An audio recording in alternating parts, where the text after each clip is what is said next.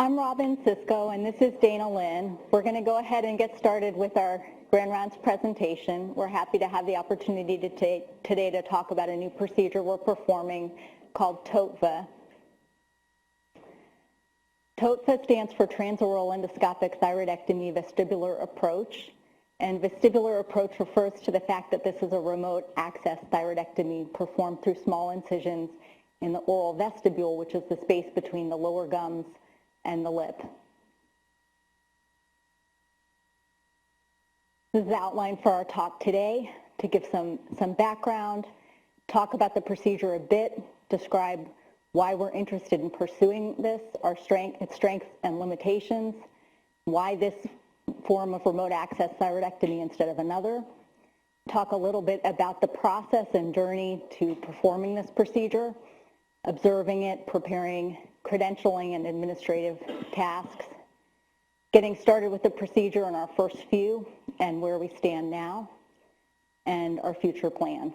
And I would emphasize that this has been a really enjoyable collaboration between us and some regional, national, and even international colleagues in endocrine surgery, and hopefully convince you that if you have the opportunity to do something similar, that it's a lot of fun to do so.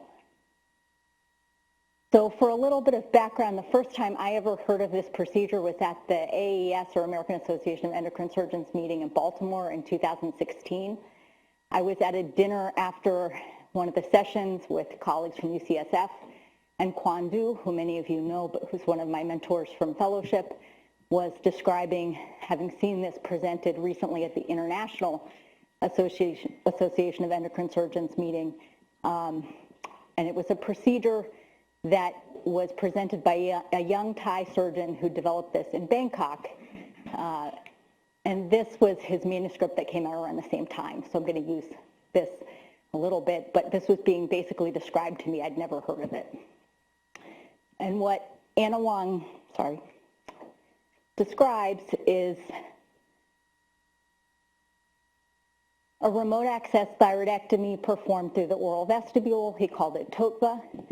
The patient required nasotracheal intubation for this oral approach. There are 3 incisions, similar to other laparoscopic or minimally invasive incisions made within the lower lip. There's a special tissue dilator used to tunnel over the chin and reach the subplatysmal space. A 1030 laparoscope was used, and a working space was created that went down to the sternal notch in the subplatysmal plane and laterally to the SCM. Used low pressure CO2 insufflation at 6 millimeters of mercury, such that a working space could be created, but there was a low risk of subcutaneous emphysema or CO2 embolism. He describes using harmonic scalpel for dissection, and at the end of the procedure, extracting the specimen through a specimen bag through the 10 millimeter port. And at this point, he had, again, 60 cases and did not appear to have excessive complications or complications that were different from standard complications. But of course, at 60, this was really just a pilot. What was remarkable about the discussion to me, other than the approach through the oral vestibule, which was totally different than any other minimally invasive approaches we'd seen or that I knew of, was Quan Du's enthusiasm for this. And the reason that that was remarkable to me was that he had been reluctant about prior minimally invasive or remote access approaches to thyroidectomy. And this is actually an editorial from him from 2011, which was around the time that I was a fellow. This was actually an editorial in response to a large review from Korea of robotic transaxillary thyroidectomy by Lee of over 500 patients who underwent that procedure. And Dr. Du had basically outlined a number of reasons that patients in the US were perhaps not as well suited for it, that patients in Korea were often diagnosed with microcarcinoma based on screening of the thyroid, that the lesions were quite small. Unilateral lobectomy was often used, which was less common here. And in addition, that the learning curve for that procedure was felt to be significantly longer, well over 100 procedures, and that to find eligible patients would make it difficult for surgeons in the US to become proficient at it. So it was noteworthy to me at the time that we were talking about this that he was so enthusiastic about this approach. And we were there with Insusa, who's one of the surgeons also at UCSF, who is my kind of peer in terms of when we graduated. And Quan said to both of us, "You're the guys who are going to have to learn this." I think we were not necessarily completely enthusiastic about the idea at the time, but interested. And we talked that night a little bit about maybe planning a trip to Thailand to observe this surgeon who had just started doing this. So anytime we're talking about implementing a new procedure, we want to talk a little bit about why we're trying to do this, what we hope to gain, the risks and the benefits. I think a counter argument always to a remote access thyroidectomy is that A, the patients recover well anyway, so all you're gaining is cosmetic benefit. That's common. I hear that a lot, and that's true. These patients typically go home 23-hour stay or same day. They rarely use narcotics. Unlike a lap chole, I can't offer them that with a minimally invasive procedure they're going to recover faster or do better. They already do very well. The benefit is cosmetic. And then second, we often talk about how beautifully these patients heal and how we don't really need a remote access option. And this is one of my patients. She had a total thyroidectomy incision from here to here, healed beautifully with that in the skin crease. And you look at this and you think, I did such a great job. She looks terrific. You know, I must have really closed this very nicely. But it turns out we don't have that much control over how patients heal. And this is also my patient. She didn't have any skin creases. In pre-op, I have them tuck their chin and see if we can see where the natural skin lines would be, and we mark that. She was closed exactly the same way. It's a similar amount of time after. And this patient was 22, really concerned about cosmetic outcome, had had other cosmetic surgical procedures, which does somewhat signal to us a willingness to trade some time, perhaps risk, for a better cosmetic outcome. And that's true of some of our patients. And we may say, I would have it done open. I don't have a problem with the scar, but what we value and what the patients value the most may not be exactly the same. So there is, of course, a body of literature on scar psychology, and some is devoted to thyroid and parathyroid surgery. This is a study of 120 patients who were followed for 5 years after thyroid and parathyroid surgery, and validated instruments were used to survey them about their perception of the scar and their quality of life after surgery. In addition, the patients were asked about preference for scar site, and they and their clinicians were both asked to rate the scars numerically. So scar satisfaction was impacted by the patient age, the age of the scar, benign pathology, hypertrophic or keloid scar in 12.5%, which the authors described as 82% Asian, Afro-Caribbean, or Hispanic patients. I'm missing a couple of these, but of note, scar-related complications, ethnicity, and malignancy adversely impacted quality of life, and the clinicians tended to score scar cosmesis higher than the patients did, which I highlighted because often we may feel, oh, it's healed fine, but the patient actually is not satisfied with it.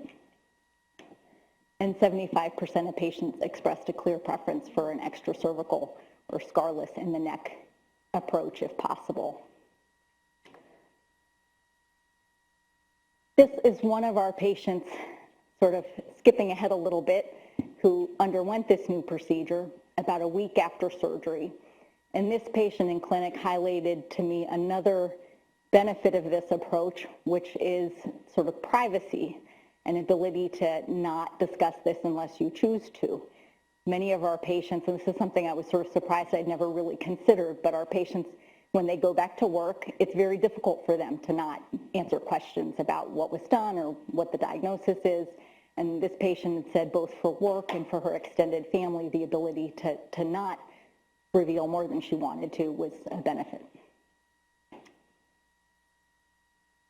So then moving on, if we have talked about why we would like to do a scarless thyroidectomy, why this particular approach? There are several other approaches.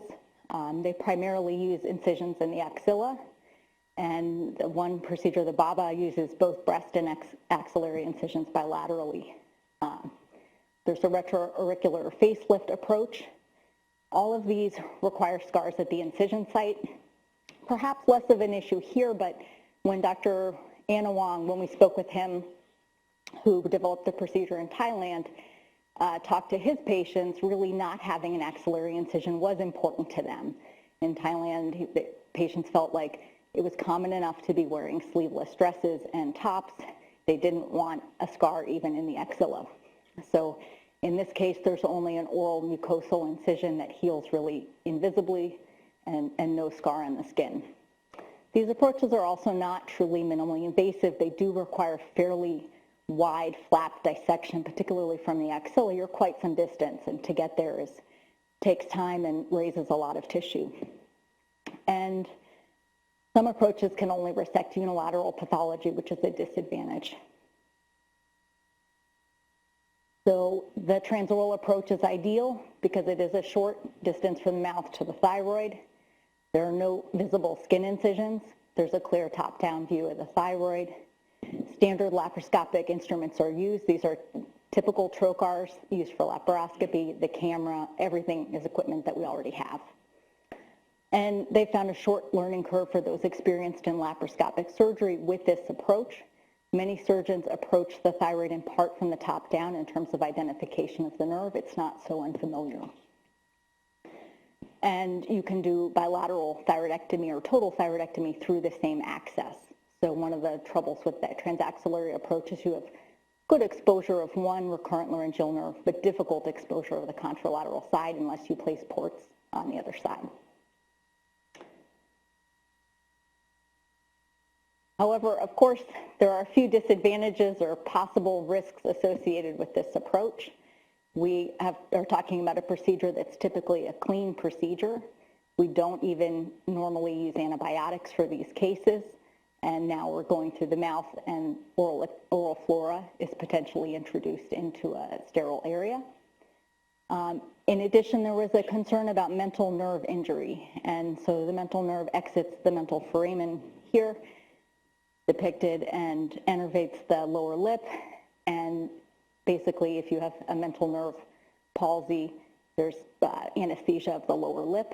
It's similar to having had a dental anesthetic injected. It's unpleasant and can be really a source of morbidity, so that's important. We don't want to have that problem either, and it wasn't really clear to what extent either of those things might be an issue initially. So within a few weeks, actually, of that conversation in Baltimore at the AES, I did get an email from Kwandu saying he was planning a trip. They're going to Thailand to observe Dr. Anna Wong.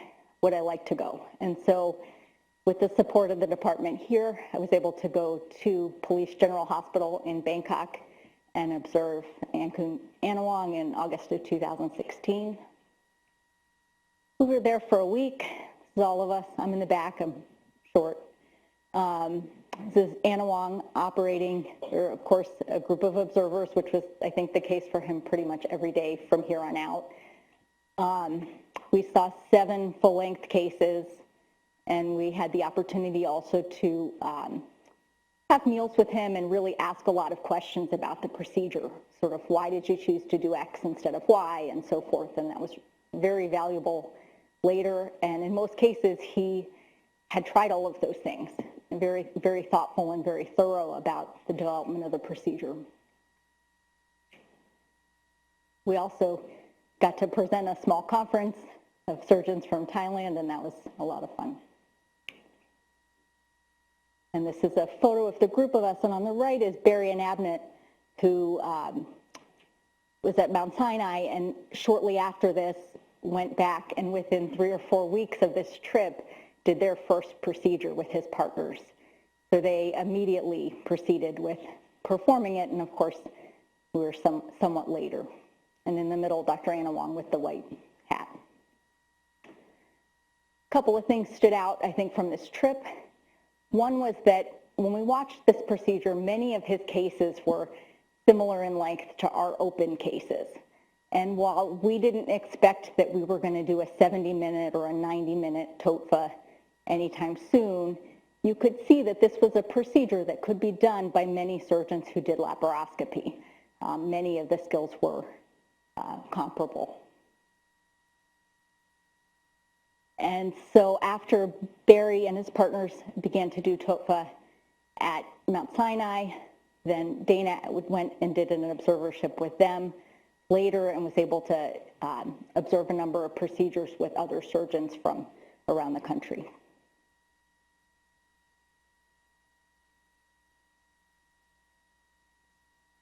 So we returned here, unfortunately, and began to do a number of preparations for performing the procedure. We talked about it between the two of us and decided we did have patients who we thought would be interested in this procedure and eligible for it and that we wanted to go ahead. We took advantage of one of the resources available here, which was performing cadaver labs in cadavers that were being used for teaching other procedures. So perhaps the cadaver had a total colectomy but no one had touched the neck, and we would come later and do the access for this. And one of the important parts of practicing that was how to create the space in the central neck. That's the most different from an open procedure, this sort of tunneling in and creating that space. And so we had 3 cadaver labs in the CCSR in October 2016, March 2017, and November of 2018 prior to starting up. We had surgeons from UCSF come for one of those dates, the first one. Around this time, actually this is December 2016, Rob Udelsman published just in a letter, their preliminary experience at Yale, performing 7 of these. They had Anna Wong come from Thailand for their procedures, and these were the first 6 in the US. So December 2016 were the first US cases. And basically he concludes that many patients would be interested in this, that the learning curve is likely shorter than a transaxillary approach, and so forth. And then in February of 2017, actually, Ankun Anawang came to visit. Some of you may have met him in Surgeon Conference. He came when Surgeon Conference was in the very early morning, and he came and presented some information about TOETVA and toured the campus, but he was not here to see Mem Chu. He was actually here to present at the Pacific Coast Surgical, which was in Napa that year. And at this point, this was a series of 452 procedures. So he had first started this in 2014. Through 2014, 2015 was his initial 60 cases published. And now we're in February 2017, have 450. So tremendous growth in Thailand, and at this point really starting to pick up speed in the rest of the world. And importantly, at this point, they found that there were no neck infections in this series of 450 patients. They had 1 transient mental nerve palsy. So for the complications specific to TOFA, they were minimal. And their recurrent laryngeal nerve palsy, transient palsy, was equivalent to their open procedures. Hypoparathyroidism was equivalent. They didn't have permanent hypoparathyroidism or recurrent laryngeal nerve injury, just transient. So this is promising that this is going to turn out to be fairly similar, although this is one institution. So returning to California, in April of 2017, Dana and I went up to UCSF to see Insusa, who performed the first TOFA at UCSF. And of note, this is Dr. Carolyn Saib right here, who first assisted him, who is here on the faculty now, and also spent time in Thailand observing Anawang. And so now I'm going to turn it over to Dana for the second half to talk about our first procedures.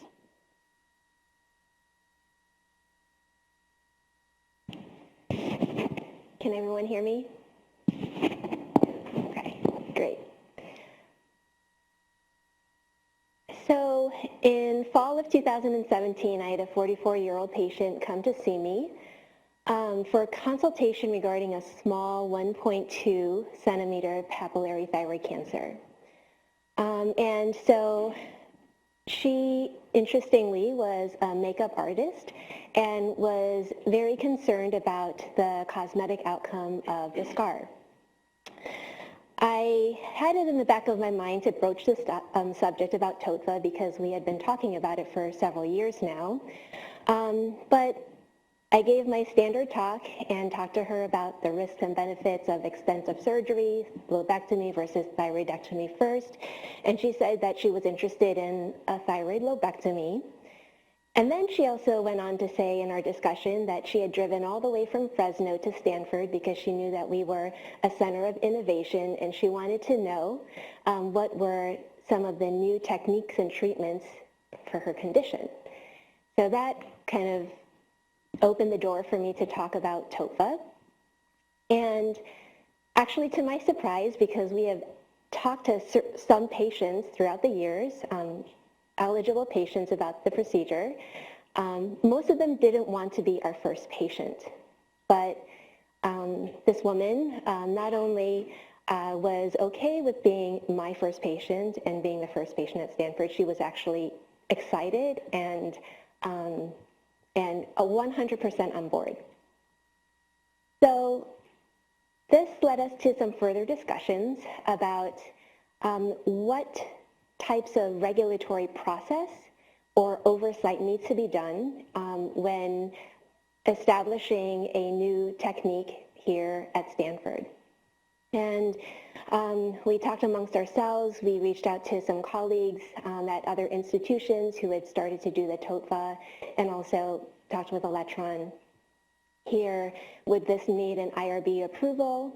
Would this have to go through the Stanford Credentialing and Privileging Committee?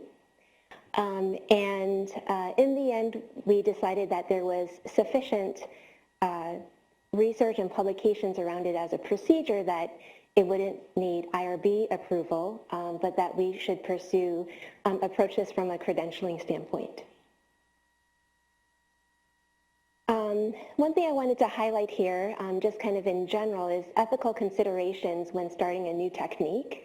This is a Viewpoint article that's published by Peter Angelos, who's not only an endocrine surgeon, but an expert in medical ethics. And he states that a lot of surgical innovation falls in between, on a continuum from minor modifications to, current practice or standard of care to surgical research. So on the one hand, minor modifications might be a new kind of stapler that doesn't necessarily cause a significant impact on the patient. So those types of modifications don't necessarily need to be disclosed to the patient, and specific informed consent doesn't need to be obtained. On the other hand, surgical research is designed to contribute to generalizable medical knowledge and would require IRB oversight. And a lot of surgical innovation, these new techniques kind of fall in between. He highlighted some principles that I thought were really good, and basically said that central to this entire process is the surgeon-patient relationship. And it's a surgeon's responsibility to consider these various factors, to critically analyze the information regarding the new technology, to decide whether or not it's appropriate for the patient, to be aware of one's own limitations, and also to explain the surgical innovation and obtain specific informed consent if the surgeon deemed that it would cause a significant impact on the patient.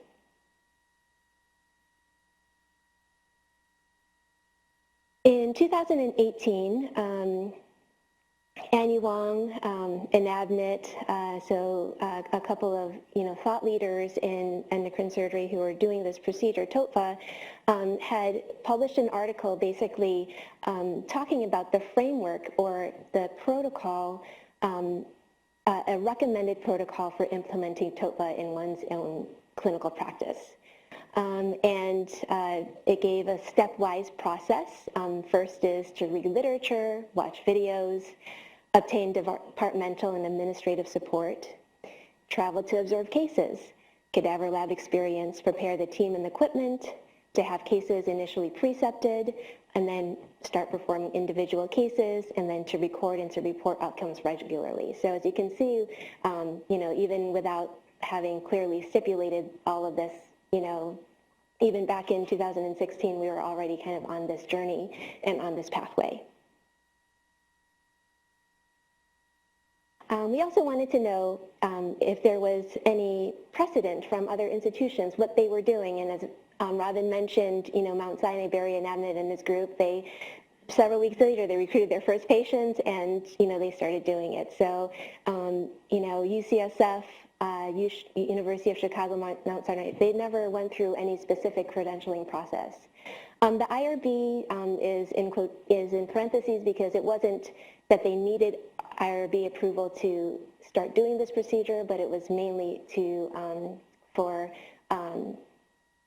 collect outcomes data about their procedures. I reached out to my training institution where I did my fellowship at MGH, where two of the surgeons started to do the TOETVA in the past year, and they said they actually went through a formal credentialing process.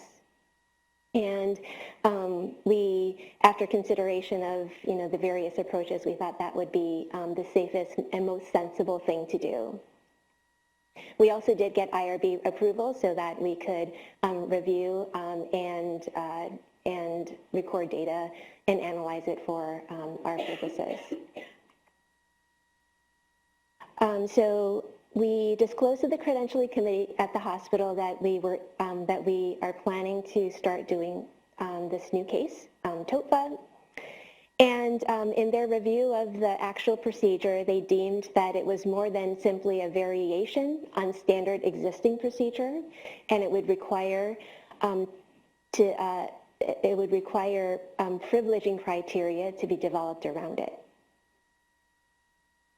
We also found out that Stanford does not have new technique or technology implementation guidelines. So when we talked with the head of the credentialing committee, basically he said, well, why don't you propose a set of criteria, and then we would have it circulated among various stakeholders at Stanford, and then it would be up for review, formal review.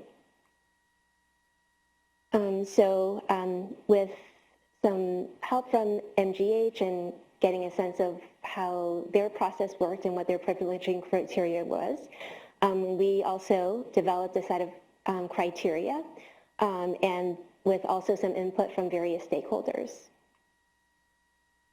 This proposed set of criteria was submitted to the Credential and Privileges Committee and then was approved by the Medical Executive Committee and then finally by the Stanford Governing Board. And this whole process took about 4 months. So here is our official privileging. So for TOETVA, it requires 10 endocrine surgery fellowship or 10 thyroidectomies in the last year, 2 observed cases, cadaver training sessions, 5 proctored cases. And so right now, Robin and I are going through our proctoring before we are privileged to be able to do them independently. So the first thing that we needed to do for my case was to arrange for an outside proctor, and thankfully we had someone pretty local, so and that we know well, a wonderful colleague in Sue, so we had him come down for the case. We created a new OR mnemonic, which entailed securing some unique and different equipment than we already had at Stanford. And so Aaron Turkington, who's the general surgery service head, was very instrumental in obtaining, the specialized nerve monitoring dragonfly device that we needed, obtaining the dilators that we needed to create the subplatysmal space and such. Thanks, Robin, for capturing our very first case on the OR board. But not only that, we actually met with our anesthesia team and to talk about the requirements for the procedure, because this would entail a nasotracheal intubation to free up space in the mouth to do work. We developed a protocol for postoperative care. We don't usually have our thyroidectomy patients do Paradex swish and swallows or put them on antibiotics or have them on soft diets. So we basically had to create a protocol and materials for patient education. Not only for patient education, but also to onboard the preoperative and postoperative nurses so they were aware of this procedure, because they would not be, instead of coming out with steri strips and dermabond on their neck, they would come out with a big head wrap, essentially. So we just wanted to make sure that the nurses who are taking care of this subset of patients were knowledgeable about what to be looking for. And also in the course of the turn of the year, my patient actually, in changing insurances, found out that her surgery actually would not be covered by Stanford. And so we actually went to great lengths to have her surgery financially covered via charity here at Stanford. And this involved a lot of meetings with the financial aid team, trying to tell them that, to have a long view of this, because it took actually 2 years to find our first willing patient, and we didn't want to lose her, and that, this was going to be a springboard to, to many more cases here at Stanford. And so I have to give credit to our clinical team and the financial aid team for really making that happen. So finally, in April of 2019, our patient, we did our first TOETVA. This is our patient, and photo credit goes to Rachel Baker, who was there at the time capturing the occasion. And I'm just going to show a short video of this actual first case.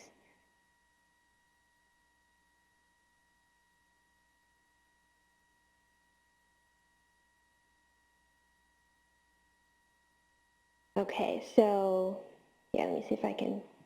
So just to orient you, maybe I should use the cursor here. So you're looking down, so this is the near the sternal notch. This is towards the chin, and so you're looking down this way.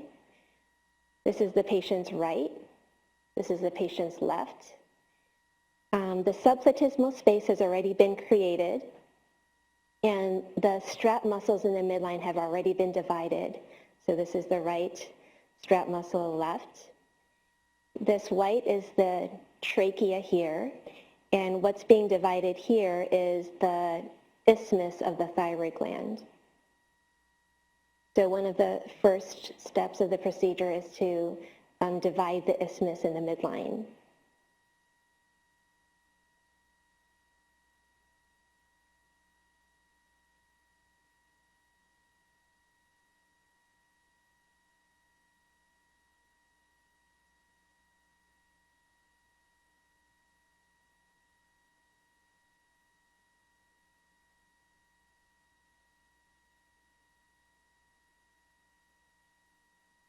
Here, so this is a left thyroid lobectomy, so what's being grasped is the superior fold of the thyroid gland.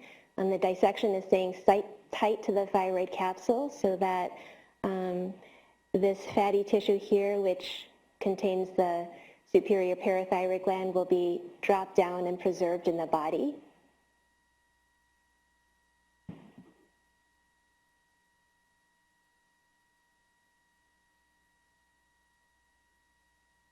Here is dissection of the left recurrent laryngeal nerve. So this whitish structure here is the nerve, and so the lobe is already medialized and lifted anteriorly.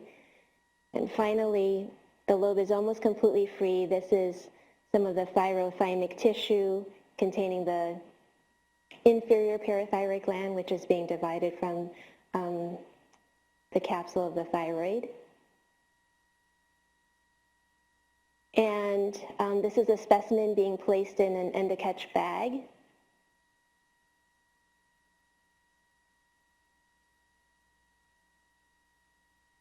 which is ultimately delivered through the 10 millimeter midline incision through the mouth.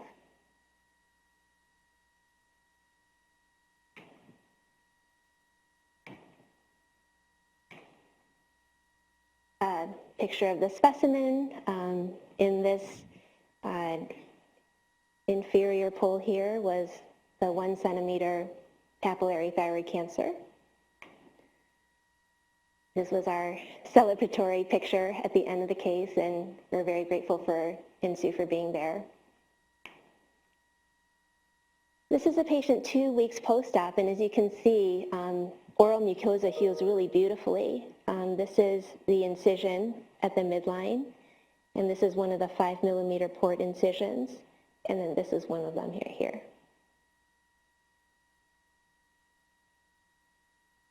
A couple of early lessons that we gained from our experience so far is that whereas An Yulong did not routinely use the nerve monitoring for his for his initial cases, there has been adaptations to the Nirvana nerve monitor that allows us to do that, which is very helpful.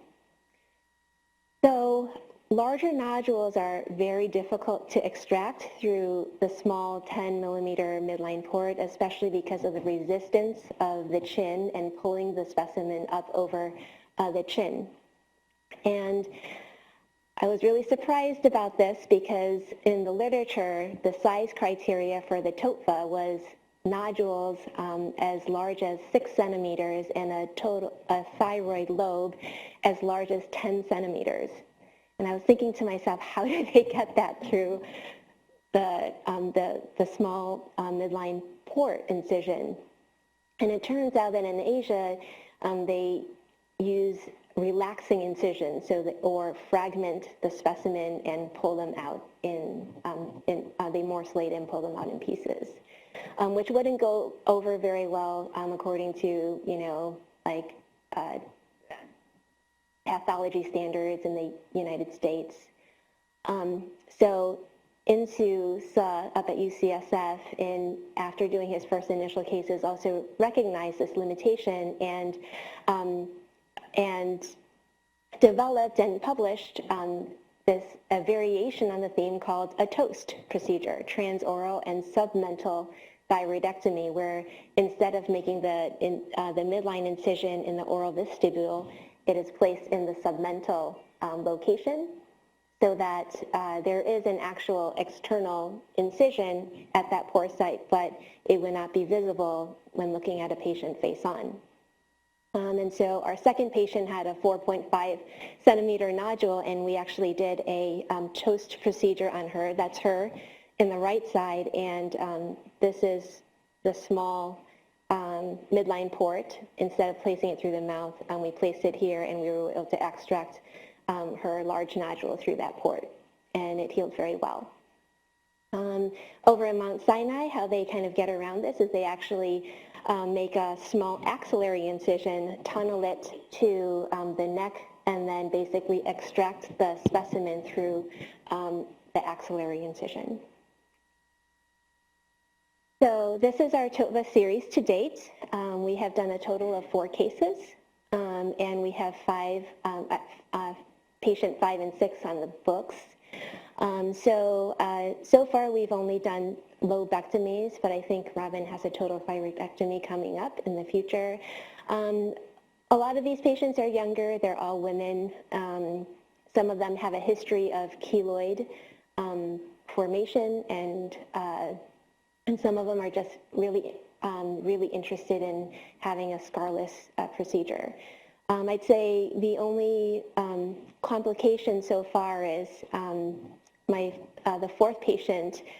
She had a rather large nodule that I thought would come out the mouth, but in the end, after stretching, doing quite a bit of stretching and tunneling with dilators, it wasn't able to be extracted, so we ended up making the submental incision and extracting the specimen through that. And right now, she still has some numbness in the midline around the chin, but it is improving with time.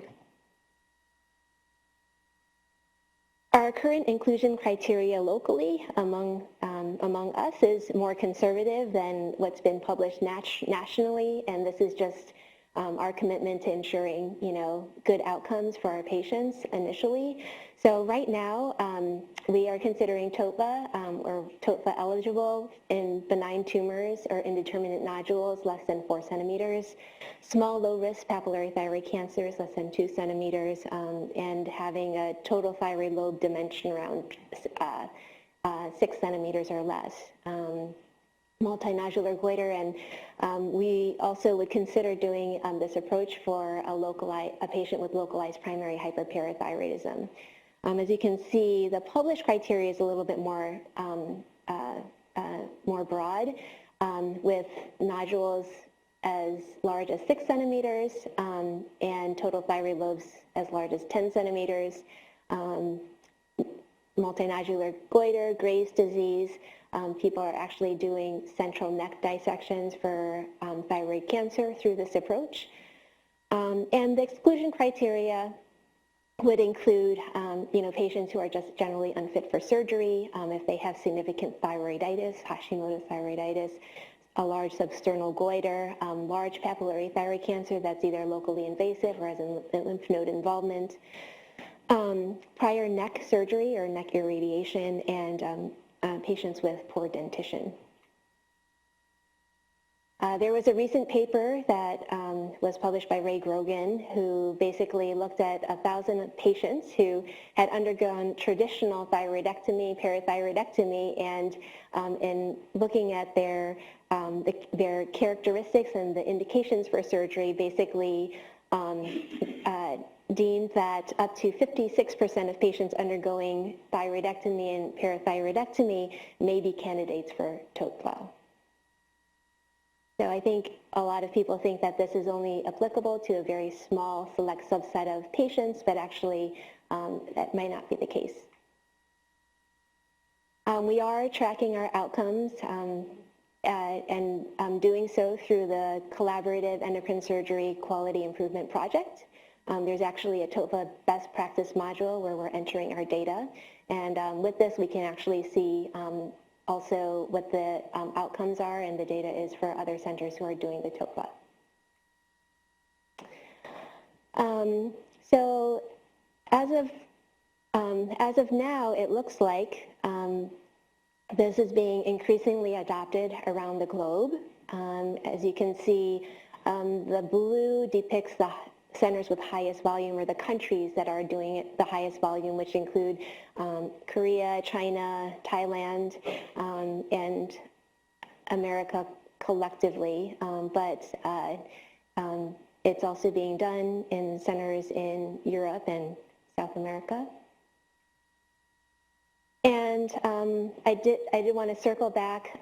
Robin talked about the outcomes in a single institution, Dr. Anyuan's series of 400 patients. This is probably one of the most recent systematic reviews of this procedure. This was published earlier in the year, looking at 11 articles encompassing over 800 patients who have undergone the TOFA.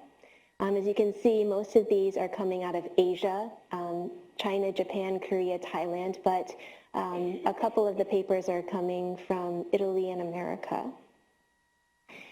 And essentially, over 99% of patients successfully underwent transoral thyroidectomy. Mean operative time ranged between an hour to about 4 or 5 hours. Overall complications are not dissimilar from the traditional thyroidectomy, with transient hypoparathyroidism being about 5%, transient recurrent laryngeal nerve injury about 3%, seroma 2.5%, transient mental nerve injury about 1%, and very low infection rate. So just kind of looking back at our experience so far, many patients, maybe more than you would think, are interested and motivated in pursuing Scarless surgery. It is a labor of love by multiple team members to implement a new technique like this. A stepwise protocol to learning and adopting new techniques ensures surgeon preparedness and also patient safety. And a proctor and experienced co-surgeon is extremely helpful for initial cases. And in the future, we just plan to grow our case volume and expand our current inclusion criteria for TOETVA. We would love to be a destination center for remote access scarless thyroid and parathyroid surgery, and really to continue to bring Stanford to the forefront of surgical innovation in endocrine surgery. I want to acknowledge not only key members of our department here, but also people we have collaborated with, not only within our institution, but also endocrine surgeons from around the globe. Thank you for your time.